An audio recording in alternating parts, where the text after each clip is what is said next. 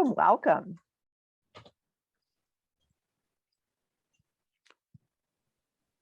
Oh, glad you all are here. Yes, wonderful. Now, during these webinars, we like to say chat is your friend. So we are super glad that you're here. We want to keep the conversation moving along.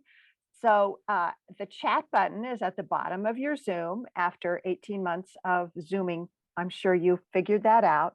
Click that chat there and just warm it up a little bit for us. Just warm it up by entering your name and tell us what is your favorite part of your holiday season.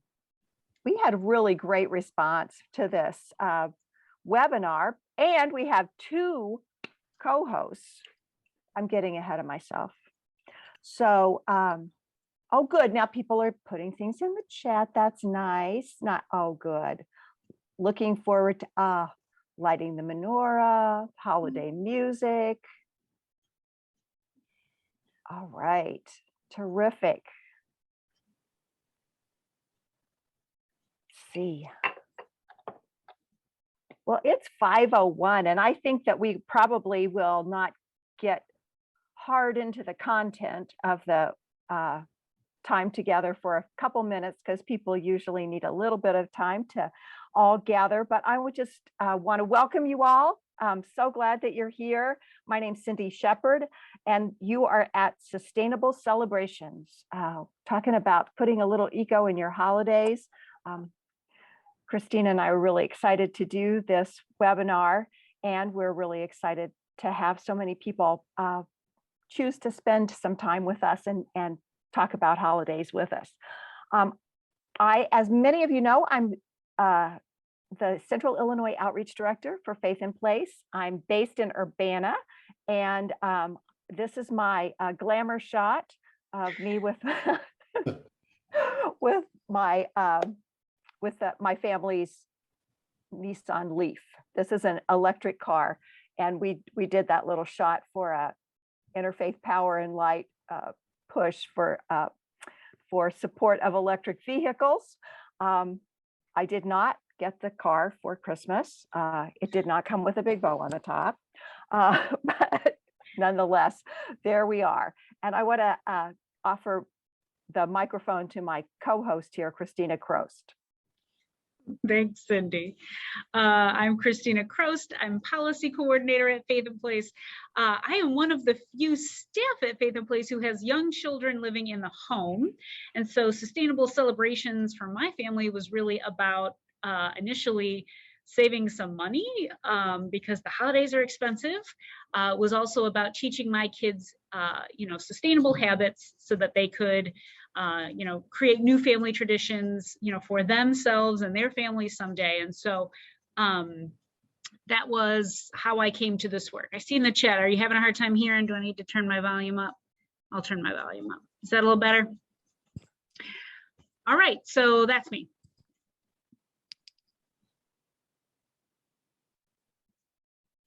And we're going to meet our co-hosts for the evening, the First Presbyterian Church of Champaign and the First Presbyterian Church of Libertyville. We thank them for their partnership with Faith in Place. We're glad to see so many of them present here this evening. So thank you for your partnership.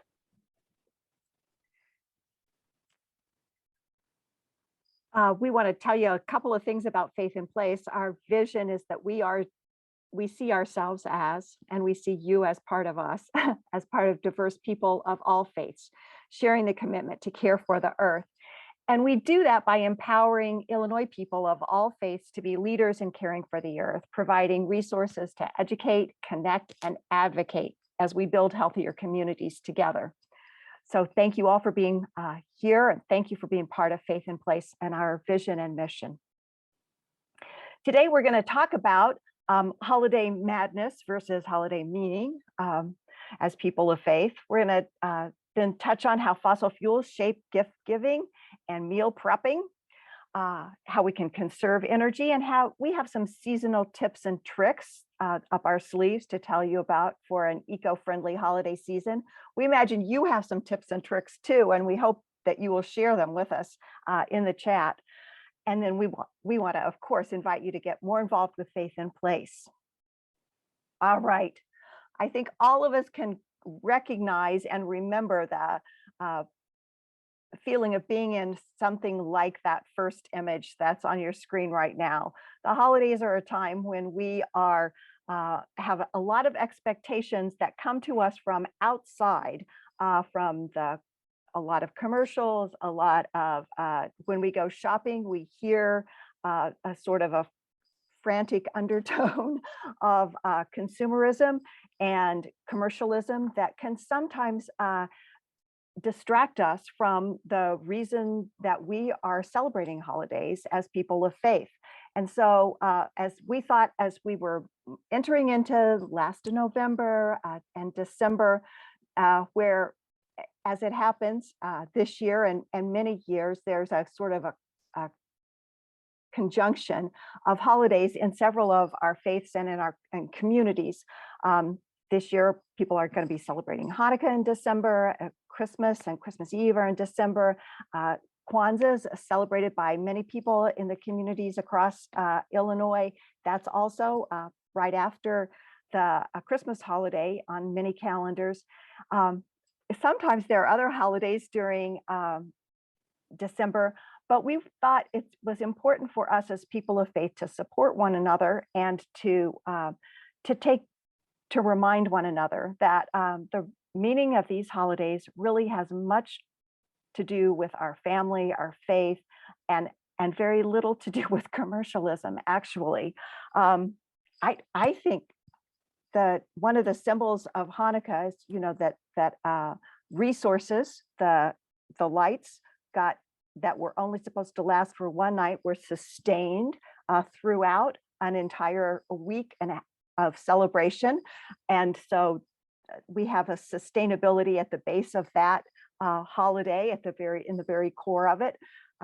Christmas has the image of a child, yes, but a child born into very humble circumstances and sharing with other species the space in which that child was born. So we have important faith resources that it's important that we help one another hold on to those in order to avoid the madness of commercial Christmas, where if we just pay attention to the culture around us, of course, we're going to be convinced that our children will be sad if they don't have the latest plastic toy, that if we are not spending more money than we can really afford, that we don't care about Christmas or the holidays. And so all of these things are important for us as people of faith to support one another and build healthier communities as we do so. You can go to the next slide. Yeah. Everybody knows that the supply chain has been hit a few snags in the last months and weeks. And so it's important for me to say to you and for you to say to me, our holidays are not canceled if our packages don't arrive. The things that are really important about the holidays are our faith traditions, our families, and the communities around with which we share this time here on earth. So intentionality is a big part of that. I also want to note at the beginning of this webinar that the holidays are a time when many people who have problems with stress and anxiety, that mental health issues become magnified by the stress of the holidays. And that is an important time for us to take care of ourselves. So if you are needing help in any way, we hope that you will think it's all right to get help, even during the holidays. Faith in Place has a place on their website where mental health resources are available, and I'll be dropping that in the chat in just a minute. It's also just a time where you might need to take a break. And we have some great nature hikes and meditation videos on our YouTube channel. Just join us and chill out and enjoy the holidays. Let them be a time when you take care not only of family and friends, but also really take care of yourself. You deserve it. Christina, you want to tell us why we're stressed out over gas bills these days? Yeah. So, as we enter the holidays and the colder days of the month, or days of the year, although I'll tell you what, when I left my house earlier today, it was in the 60s, and I got in the car and drove to Springfield, and it was only in the 40s. And I guess when I get home, it's probably going to be even less than that. So because of our changing climate, it's a little bit inconsistent, right? What our heating and cooling needs are throughout the year. And that changing climate is actually part of what is to blame for our gas bills going up this winter. So we have climate change that has affected fossil fuel production, that has affected fossil fuel distribution, which is how most of us heat our homes. And so, when there is a supply chain issue, much like Cindy just talked about, obviously prices start to fluctuate. So that's part of the issue here. It's also partially the system, the way our utilities spend money, the way our utilities are able to request rate hikes so they can preserve shareholder monies and shareholder profits over the hundreds and thousands of people who really struggle to be able to afford their utility bills throughout the year is an unjust system. So I want to flag for you, and I think there's going to be a link in the chat shortly to an article from the Citizens Utility Board, which is an organization, there's several throughout the Midwest, but there's definitely one here in Illinois that has some more information on their website. And there it is right now, where you can figure out if energy bills are stressing you out right now. There are some ways that you might be able to access some relief from that.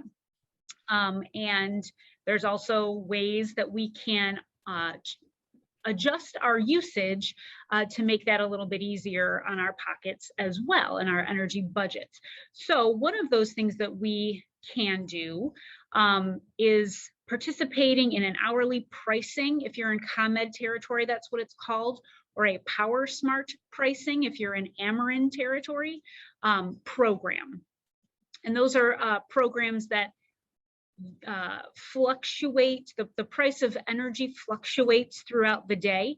And so if you pay attention to when you're using your energy, there's a possibility that you're able to save some money on your energy bills rather than having that budget billing where you're paying the same amount throughout the year. If you're smart about your energy use, you can really stand to save some money. Most families, even if they're not paying super close attention, save about $100 a year on their energy bills. And so if you start to get smart about how you use your energy, you might really be able to save some money. There's also a program that you can sign up for through your utility, ComEd or Ameren, called Peak Time Savings if you're in ComEd territory, or Peak Time Rewards if you're in Ameren territory. Those are programs that take place during the summer and alert you to high need or high peak need days. And if you reduce your use during those times, again, you're alerted by your utility about that through text or email or a phone call, I think, depending on what you sign up for when you sign up. They will tell you, hey, can you reduce your use during this particular time? Usually they give you a 24-hour heads up. And if you can reduce your use, you'll see that credited to your next energy bill. So these are some ways that we can save money at home on our energy during this fluctuating temperature time of year. So let's do a quick poll, and you'll see this pop up on your screen momentarily. We'd like to know, are you interested in signing up? This doesn't mean you are being signed up for anything right now. This is just indicating, are you interested, based on what you just heard, in signing up for such a thing? a peak time savings program, an hourly pricing program, perhaps a solar energy program, which we didn't really talk about, but absolutely would fit into this area. Having solar energy would mean no energy bills, right? That'd be great. Or all of the above. So let's take a minute and fill out that poll, and we'll move on after that. We want to encourage you to participate in the poll. So we have a Right. $25 gift card that we're going to draw a name from somebody who participates in the poll. So I already participate in smart pricing. I was looking for that option. That was not an oh, option. that You're right. yeah, you That's should our hit that bad. one anyway. So if we should have been able to add that, because then you might have been able to participate in the poll. That's our fault. Sorry about that. And I'm signed up for community solar already. Oh, great. Great. That's Do you great to love hear. it? Yeah, we're just going to get online. We've been working on it for our farm is just about ready to open. Exciting. Yay! Cool. All I've right. saved $81 this year so far. No kidding. Yeah. Fantastic. All right. Well, let's see. Can you see the out. results? Can you see those? Okay. Well, as Cindy mentioned, we will draw from names for this gift card, and we will let you know, and we'll let you know after in a few days whether it's the gift card is yours or not. So be watching for an email from Faith and Place. Okay.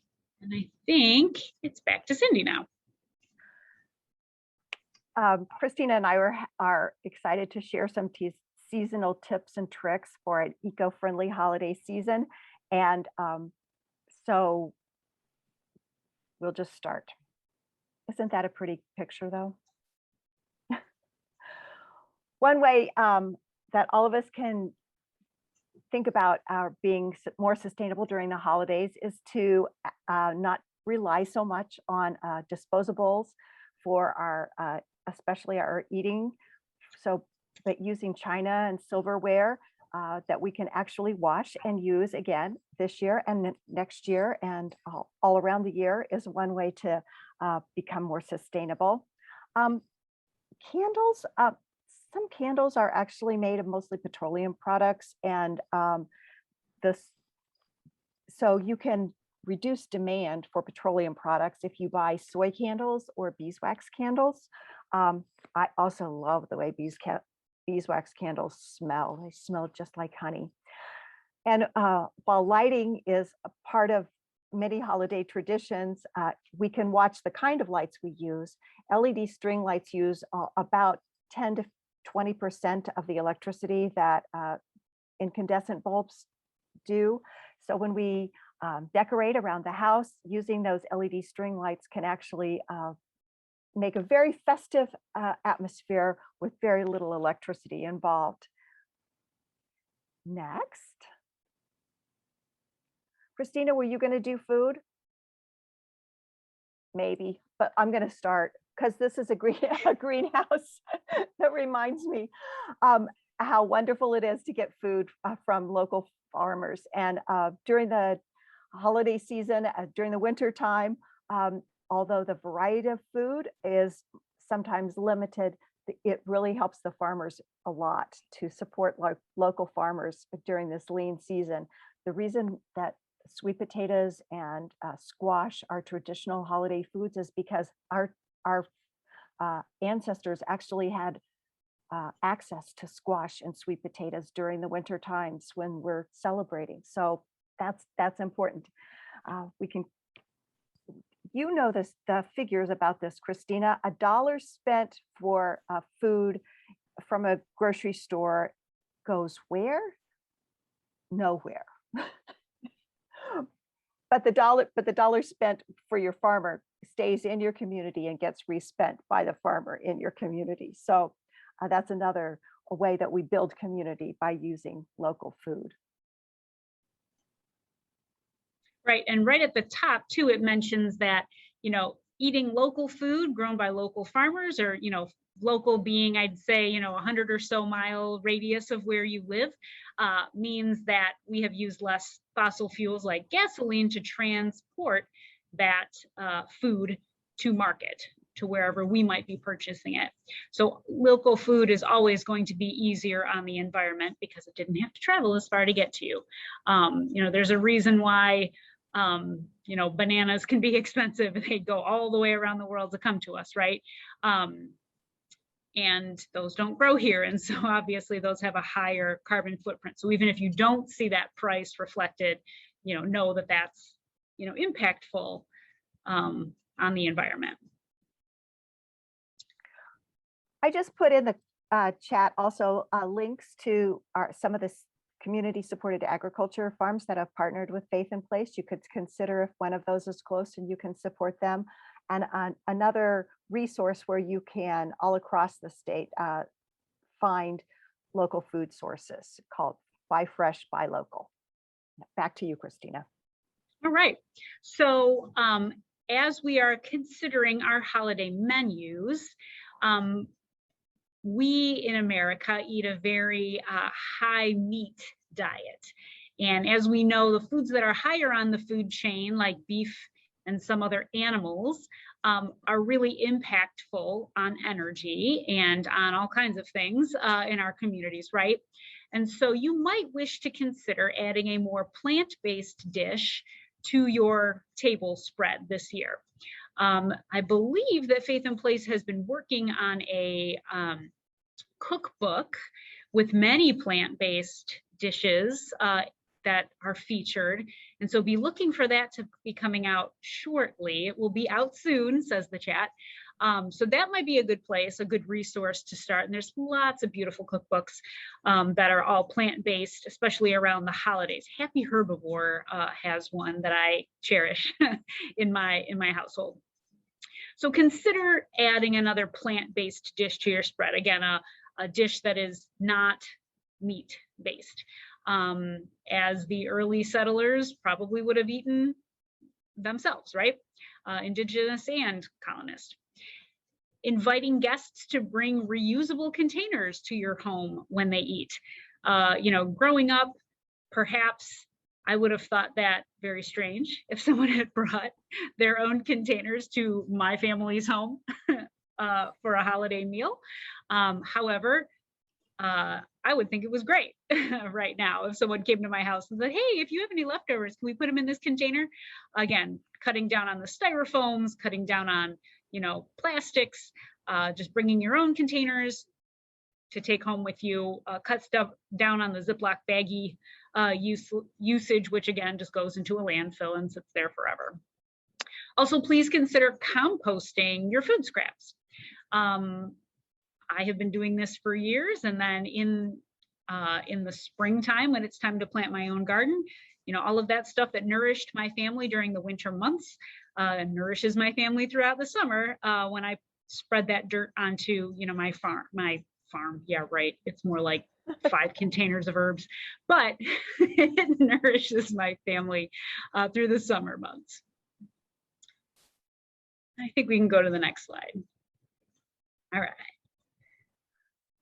Gift giving is part of a lot of celebrations. And so we wanted to visit a little bit about eco-friendly gift ideas. You can take me to the next slide. In fact, take me back. Katie, can you do that? Because I love this little bag. And this week I was in a meeting with a green team, and they were talking about gift bags that they were giving out at an event for their house of worship. And they had used holiday cards from the previous year and stapled them onto the front of the gift bag. And it made the plastic or the paper gift bag beautiful, used the holiday card gave it another life. And there are just lots of imaginative ways that people can give gifts to one another in a way that's sustainable and eco-friendly. Thanks. Now, we wanted to suggest some sources for looking beyond the mall for gifts for your friends and family.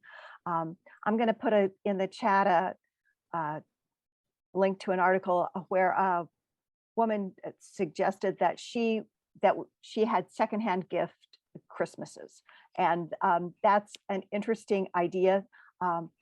She apparently had a lot more time to shop than I do, but that fits some people perfectly, and you can, get some beautiful, unique things so that your gift to the grandchild will not be the same gift that the other side of the family gives, right? Not that there's any competition there. But also want to point you toward fair trade certified coffee and tea. I've had the privilege of being on trips to Nicaragua and seeing conventional coffee plantations and the people who work there, meet the people who work there, the villages there, and then one where it's eco-friendly and fair trade, so that they're paid a fair price for what they are growing. And the difference in the villages and the families' lives is incredible. So many houses of worship have connections with fair trade organizations. The one that I am most familiar with is Equal Exchange, and I think that almost every denomination, Christian and Jewish, that I know of has a Equal Exchange sort of branch in their social justice. And plus, it's very delicious. They have coffee and tea and some And chocolate. And chocolate. Chocolate. There's also places to get books besides Amazon, places where you can feel better about how workers are treated and how shipping happens. And you can also look, no matter what you're looking for certified B Corp companies that also not only give money for the planet, but also have to meet more ethical standards in terms of their employees and their waste reduction and all kinds of ways. So that's another clue that you're working with somebody that you can feel good about supporting. Okay, I think this one's me again.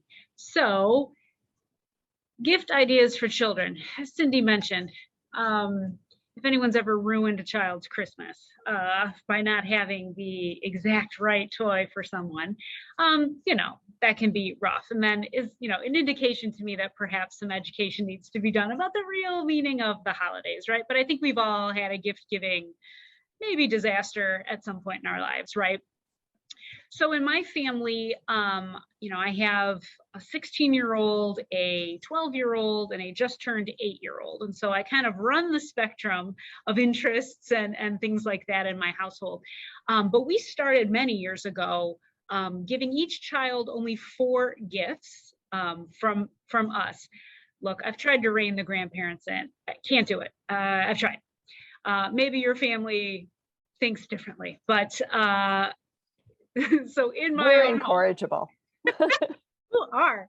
So in my home, and what I can control, we do what's called the want, need, wear, read kind of system of Christmas, where each child receives a gift, something that they want. Might be one of those popular holiday toys, but it might not be. Something they need. Sometimes that turns out to be socks and underwear, but sometimes that turns out to be, something they might need for school, or a trip that they might want to go on for school, something they can wear. That could be, again, one of the most popular outfits for, my teen and my tween, or it could be, something handmade that somebody might have made for someone, and then something to read. And we try to open the read sometimes on Christmas Eve and cozy up and read before we go to bed. But, sometimes we're also a clergy family. So sometimes Christmas Eve is a little rough and we just go, we just go to bed. I'm also trying to institute with my girls, I have 3 daughters. So making gifts for one another, or making gifts for other family members instead of purchasing things. Sometimes they have art classes where they can make things at school. Sometimes, we certainly have no lack of craft supplies in my home. So, sometimes it's just a matter of looking up a cool idea, maybe on Pinterest or something like that, and then making something for grandparents and aunts and uncles or friends. Or trying to buy something secondhand, you know, as we browse a Goodwill or as we browse a local secondhand store, we might see something that reminds us of somebody and purchase that instead of buying something from Target that, you know, someone probably doesn't really need. Service is always something that's necessary, and getting kids involved in service is a good way to show that holidays are about receiving, but they are also about giving. And so my family for many years would go serve at a nursing home on Thanksgiving, and then we would delay our family celebration a day or so. And we had family traveling in, so that was not usually a problem. You know, we would go serve somewhere as a family. So that might be something you want to implement in your family, or there might be lots of different ways. Rather than purchasing a gift, for example, maybe you give a donation to a favorite charity instead. And then doing white elephant gift exchanges where nothing really is bought, but is swapped around and, you know, given, you know, sometimes in a very funny family way. So instead of, again, purchasing lots of stuff that people don't really need, like who needs another, you know, candle, hand soap? You know, white elephant gift exchanges can be a fun way to do that. All right, what's next? So then sustainable gift wrapping is another part of gift giving. Make sure if you are going to recycle your wrapping paper that it doesn't have the glittery or metallic finish to it. It looks like it still is recyclable or non-glittery, non-glittery, that's hard to say, and metallic wrapping paper is recyclable. So make sure if you are recycling your wrapping paper that it doesn't have all those special stuff on it. There's also something called furoshiki wrapping, which is like a fabric that you can use to wrap around a gift, which is just as beautiful often as the gift itself. So that's really a very special way of wrapping up gifts and not using paper. You can also reuse gift bags each year. Paper gift bags are great. And I usually, you know, at the end of the gift giving with grandparents and whatnot, snap those up and stick them in my wrapping paper collection for the next year, just to keep reusing. We also, as a family, had a friend who was accomplished at sewing. We made little sacks that are, you know, probably a foot or so big. And each child has a particular fabric on their sack, and all of their gifts go in that sack. So everybody has one sack, all the gifts go in there. We don't wrap anything individually, and then those bags get folded up and put away with the Christmas decorations from year to year. So we're not wasting paper and honestly wasting time that I don't have wrapping a bunch of gifts. All right, next slide. Oh, this is fun. Go, Cindy. So we have so many choices these days about our holiday celebrations. So we're going to ask this or that. How about the permanent tree that you get to use over and over again because it's made out of petrochemicals, or the natural tree that just grew its little heart out and then you go out and cut it down? Which is more ecologically sustainable? Let's any guesses in the chat?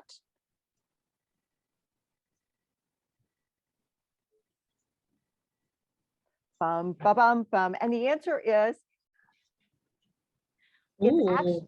okay.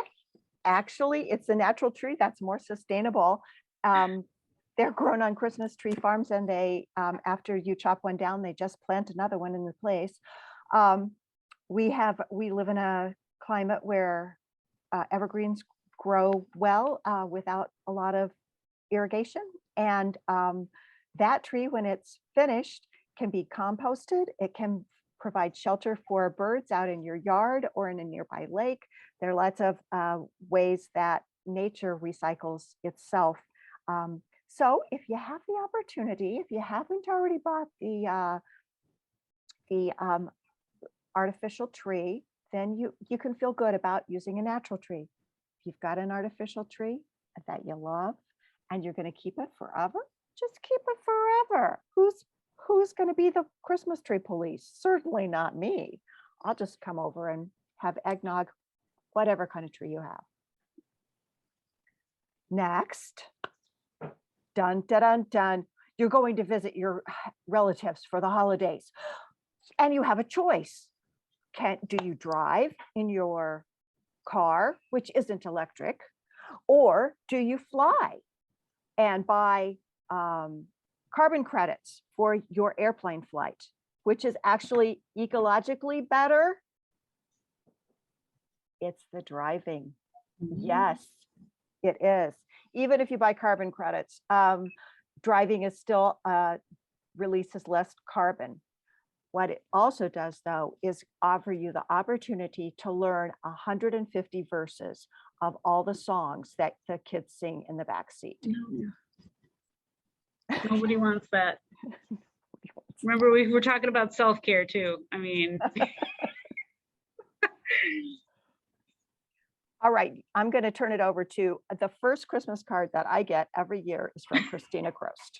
So I made her talk about this. Very good. So, low impact ways of being together for the holidays. Again, all holidays, whatever it is that your family celebrates, we should be focusing on experiences, being together. That's the greatest gift, right? Cindy's right. I do like sending Christmas cards. It's kind of my thing. So we use a company called Paper Culture that plants trees for every order that you make.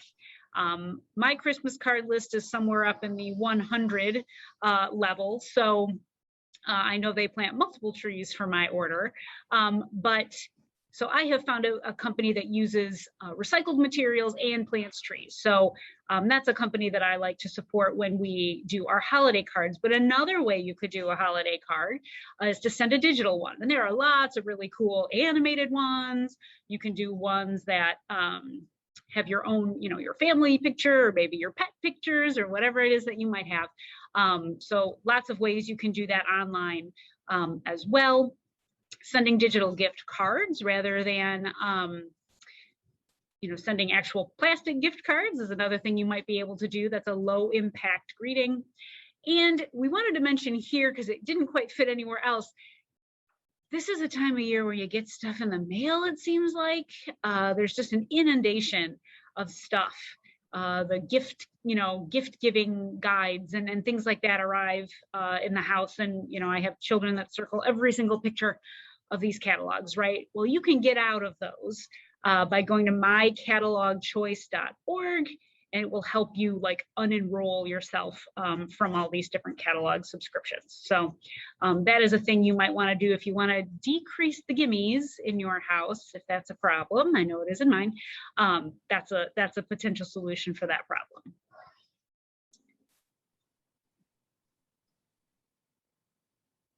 We want to remind you just to connect with us at Faith in Place. And so it's Christina at faithinplace.org or Cindy at faithinplace.org, or check out our website, because we do have other events and wonderful things coming up, and we would like you all to be involved.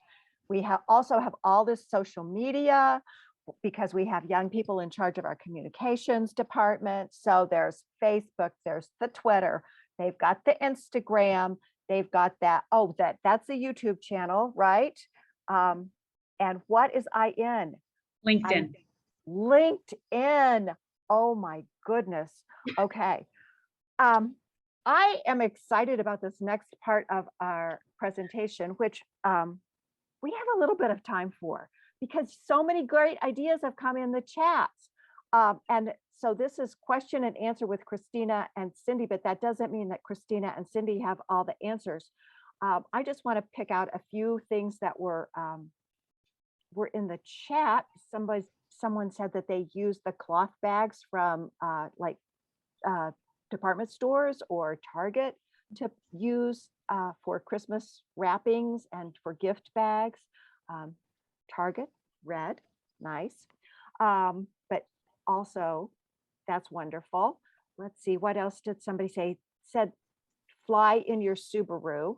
That is my broomstick, maybe, but my Subaru does not fly. Also that family time is part of car time. That is so true, Eileen. It's very true. So what is your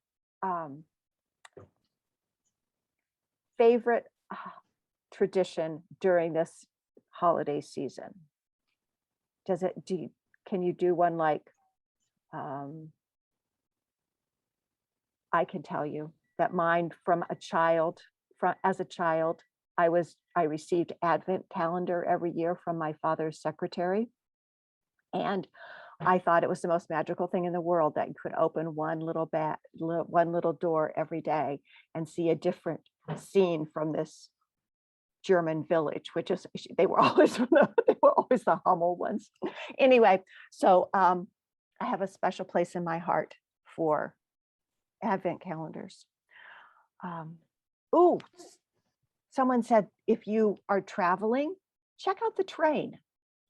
The train is also a low impact compared to flying, and an interesting way to see things. Oh, here's some great traditions: eating cookies with a family, Christmas Eve worship service at church, lighting candles, right? And I think candles are really cool. And of course, Hanukkah and Kwanzaa also, yes, with the candles, very, very good. Oh, here's inviting grandkids to help decorate, using pictures of flowers from old gardening catalogs as wrapping paper. Oh, I haven't ever tried that. That's good. The ornaments, making ornaments. I earlier I put in the chat the resource from Hazan about sustainable Hanukkah celebrations, and I noticed that there were several different ideas for making homemade menorahs to celebrate that, especially that children could participate in making them. So that's really cool. I saw Shirley just wrote in the chat too, giving a gift of time, or you might call that an experience gift. So if gift giving is an important piece of your holiday celebration, tennis lesson, singing lesson, piano lesson, gardening lesson, perhaps a gift of time from a loved one who has a particular skill, that might also be a gift. If you don't live super close to that loved one, there might be an organization near where your loved one lives where you can, secure an hour or a lesson, or, a month's worth of lessons, or whatever. So that's, experience gifts is another really great sustainable giving idea. I want to lift up this idea from Kathy that they make grave blankets from greens and pine cones from trees on a family farm, and then use those as part of their holiday observances. And that's a beautiful idea. Way to connect with family, sure. I also saw there- Kathy put in the chat earlier about knitting hats with yarn she finds like half price throughout the year.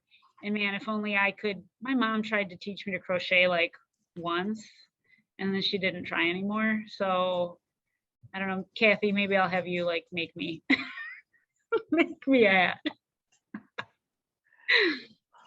If anyone has questions, are there questions that you would like to throw out for other people's answers?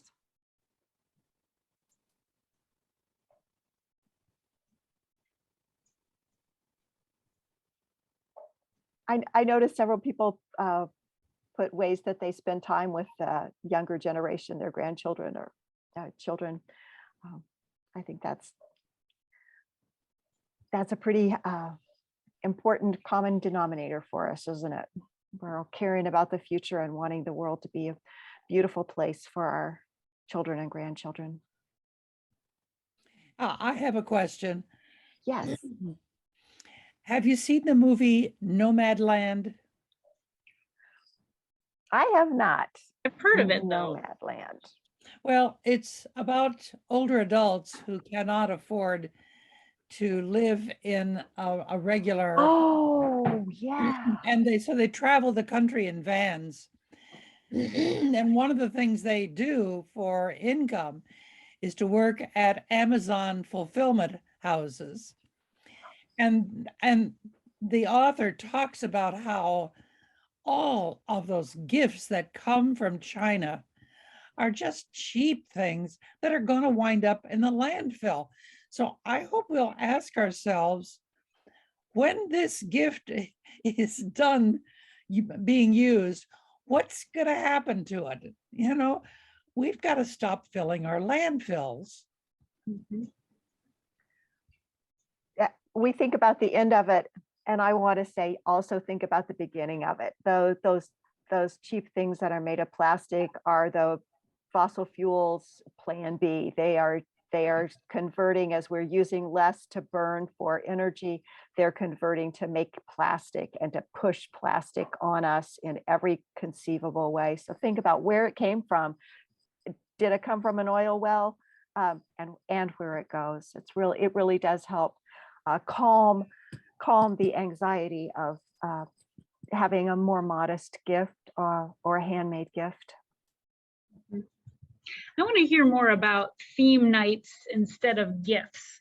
That was John. John, can you turn Yeah, your mic on and tell us? Yeah, that's a Hanukkah tradition. So with the kids, Cool.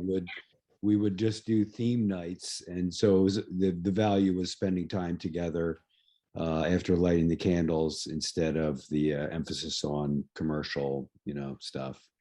So I love it. a lot of fun. So That sounds like cool. music is one night, art is one night, games is one night. That's only 3 nights. What else you got? Yeah, you're taxing my brain. My kids are mature adults now, so it's been a long time. So, we would have Good. movie night. I remember that. We would watch Oh, that's a fun movie too. together. That was one. Love it. Thank you for sharing. Sure.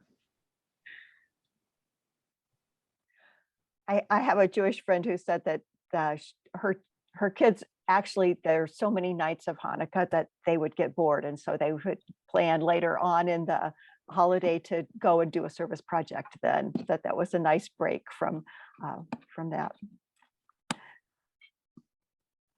Well, Say something.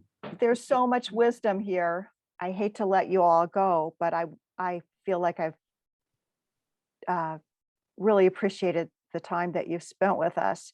And I hope that your holiday season is just full of joy and the wonders of great food and family and faith that keeps us all moving forward and sustains us for the journey that we're making together as we build healthier communities here and throughout the world. Thanks for joining us.